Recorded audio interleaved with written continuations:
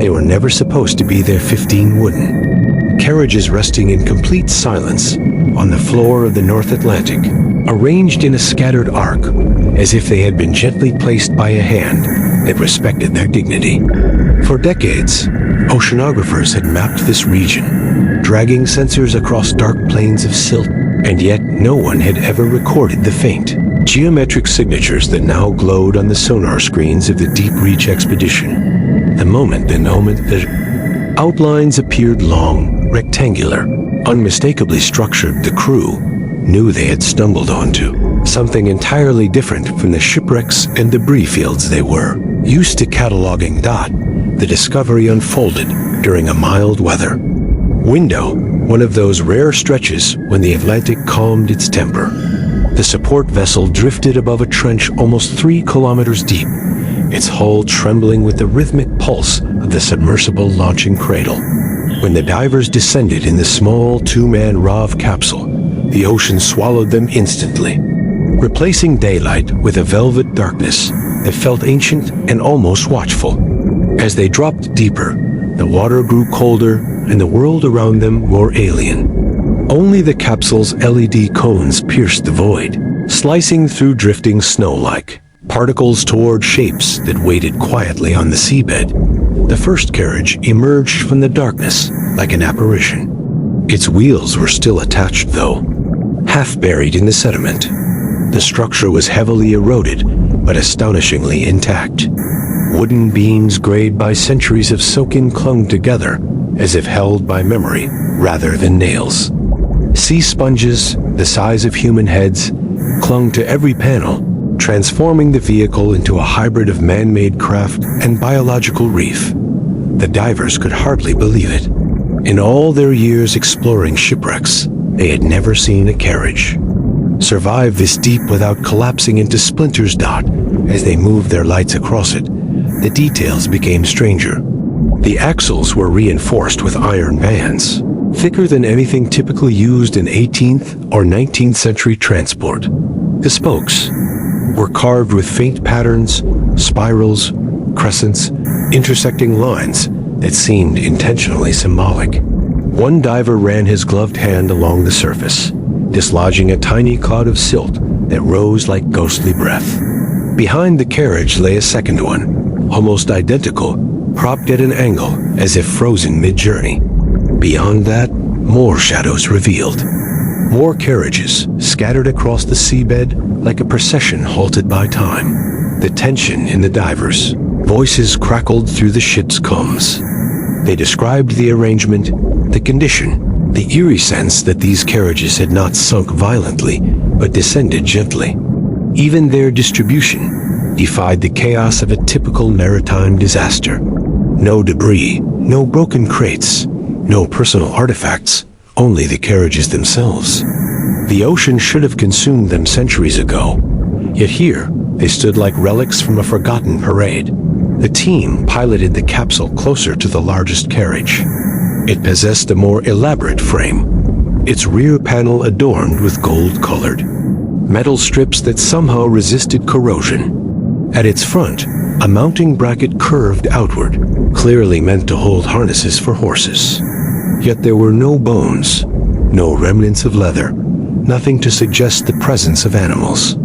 The bracket appeared unused, almost pristine compared to the rest of the structure.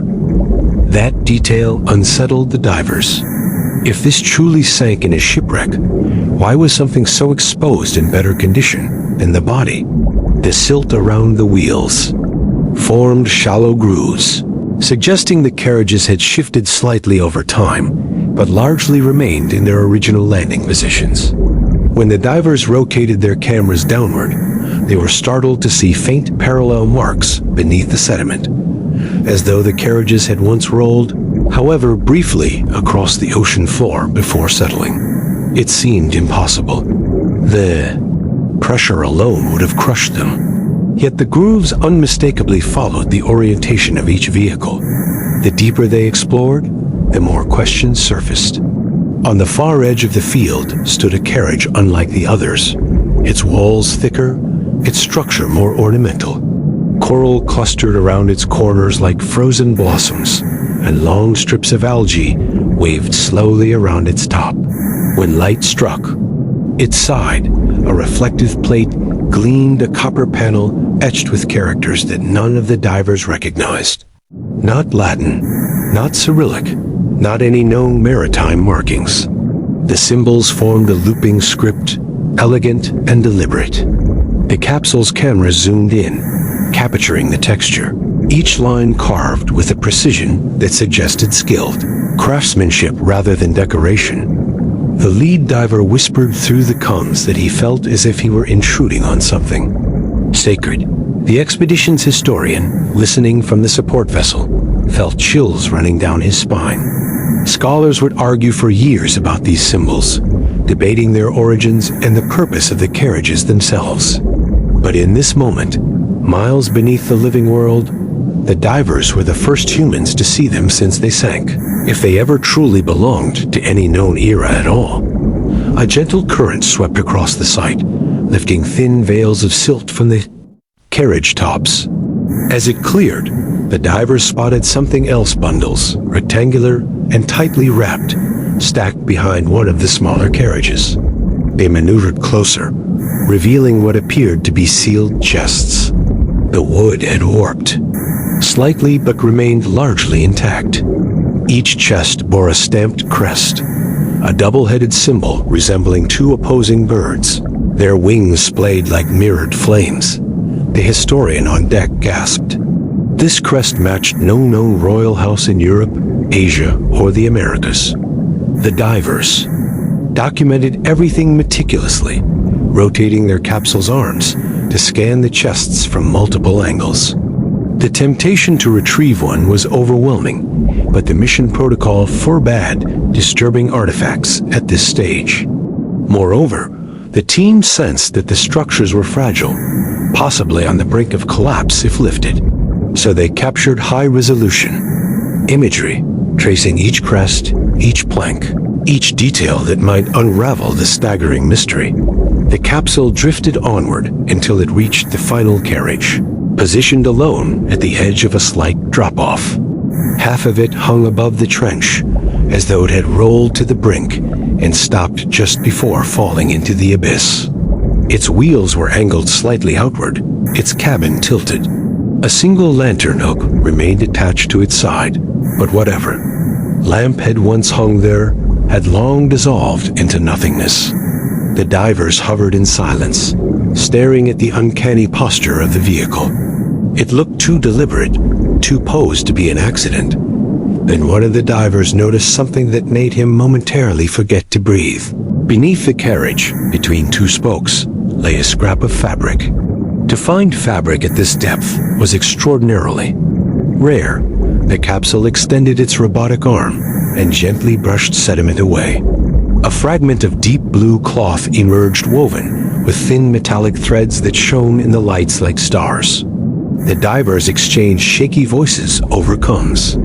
This was no ordinary carriage lining. It looked ceremonial, regal. When they examined the interior of the carriage through its fractured doorframe, they saw traces of the same material, clinging to the wood like delicate moss.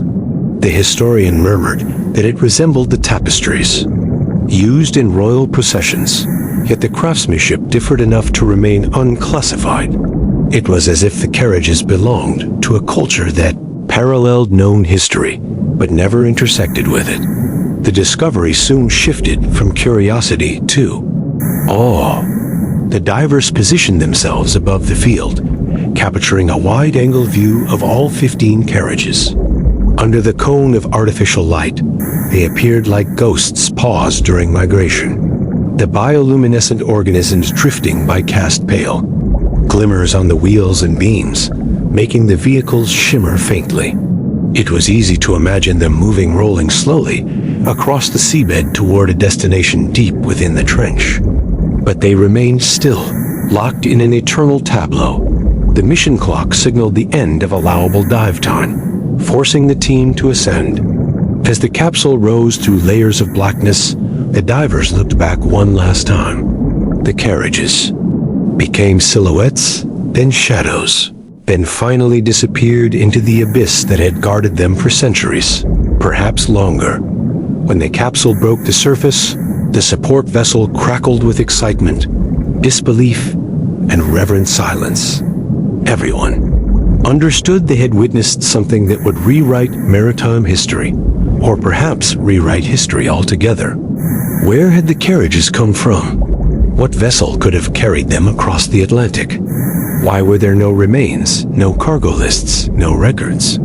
And most haunting of all, what ritual, purpose, or forgotten civilization required 15 ceremonial carriages, intricately carved and adorned, only to consign them to the ocean's deepest chapters?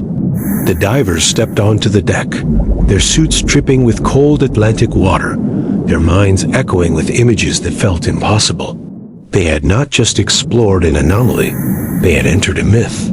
And somewhere beneath the waves, amidst the pressure and the dark, the carriages waited patiently for the world to return and ask the questions they had carried in silence for generations.